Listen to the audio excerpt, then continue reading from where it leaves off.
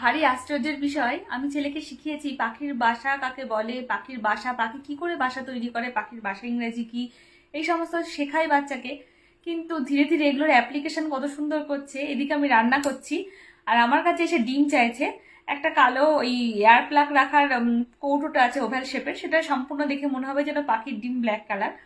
তো আমি যাই হোক ভাবছি খেলবে, তাই আমি ওকে ডিমটা দিয়েছি। আর এদিকেও কি করছে সেটা শুধু একবার দেখো। কি করছো তুমি? ডিম। তুমি পাখি? আর তোমার ডিম কই?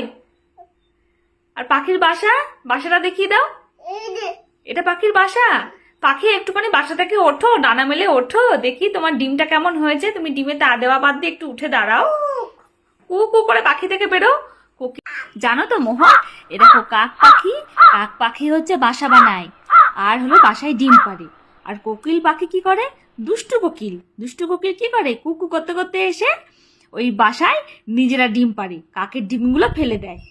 আর যখন ডিম ফুটে বাচ্চা হয় তখন কাক ভাবে আমার বাচ্চা, কিন্তু না, কু কু করতে করতে উড়ে চলে যায়। মোর কোকিল পাখি কেমন করে কুকু করতে করতে উড়ে চলে যায় দেখিয়ে দাও।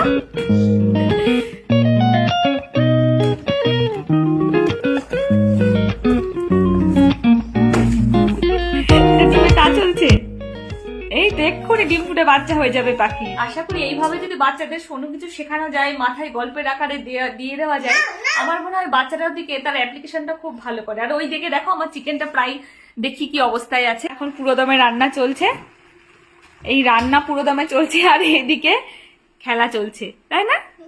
সারা দিন আমি যা ওকে শেখাই, যা ওকে বলি, যা ওকে গল্পে দেখাই, সেগুলোই তার প্রয়োগ করে, সেগুলোই তার মাথায় থাকে। বাচ্চাকে সারাদিন যদি এইভাবে এন্টারটেইন করা যায়, এনগেজিং রাখা যায়, আমার মনে হয় পড়াশোনাটা জোর করে শেখাতে হবে না, সেটা অটোমেটিক খেলার ছলে চলে আসবে। আর খেলার ছলে যদি কোনো বাচ্চা কোনো কিছু নিতে পারে, সত্যি এর থেকে ভালো কিছু আর হতে পারে না। জোর জবরদস্তিতে আমার মনে হয় জোর জবরদস্তিতে কিছু হয় না। কি হয়েছে? বার্ড ফ্লাইজ, বার্ড ফ্লাইজ, পাখি উড়ে ওড়ে। My bird is flying, just flying, flying, flying above, above in the sky. কি হয়েছে?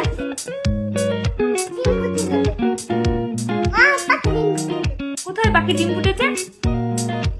ও পাখির ডিম ফুটে তো পাখি বেরিয়ে গেল, এটা তো বেবি পাখি। খুব সুন্দর। আর এই পাখি ইংরেজি কি জানো? কি বলতো? বার্ড। এখন তুমি খেলো, আমি রান্না করি। আজকের মতো টাটা, দেখা আশা করি আর না আশা করি দেখা হবে অন্য কোনো ভিডিওতে। ততক্ষণ সবাই ভালো থেকো, সুস্থ থেকো। স্মৃতির পাতা থেকে এই ছোট্ট টুকরোটা খুঁজে পেলাম। অনেক দিন হয়ে গেল, এখন আমার ছেলের বয়স প্রায় 3 হতে যাবে।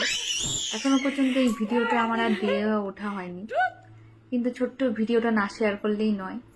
সবে আমার ছেলে একটু একটু হাত ধরা শিখেছে, ল্যাকপ্যাক করতে করতে যখন তখনই ডিসব্যালেন্স হয়ে যায়। কিন্তু সেই সময়টা আমি একই কাজ করছি, সমানে ছেলেকে এন্টারটেইন করে যাচ্ছি।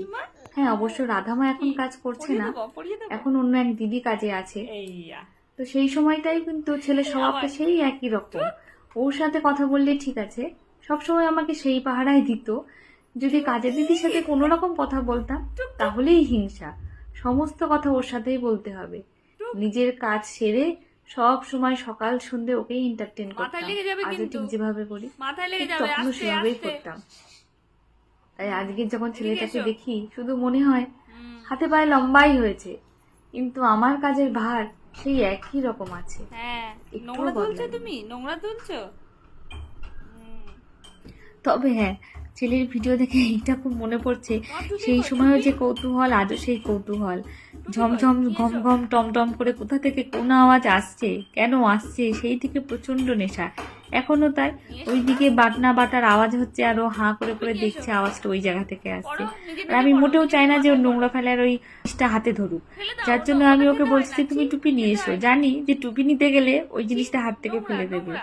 এই নানাভাবে ট্রিক্স করে ছেলের সাথে সময় কাটানো। তবে হ্যাঁ, আমি কখনোই চাই না যে আমার ছেলে কান্নাকাটি করুক, বড় উপর জোর জবরদস্তি করি। আমি তখন এইভাবেই হাসি মজা করে ওর সাথে সময় কাটাতাম, ওর মতন করে চলার চেষ্টা করতাম। আজও ঠিক তাই করি। শুধু দেখছি যে তখন কত ছোট্ট আর গোল্লমল্লু ছিল, আর আজকে একটু লম্বা আর একটুখানি কেমন যেন রোগা রোগা লাগে। সময় এগিয়ে যাচ্ছে আর কি।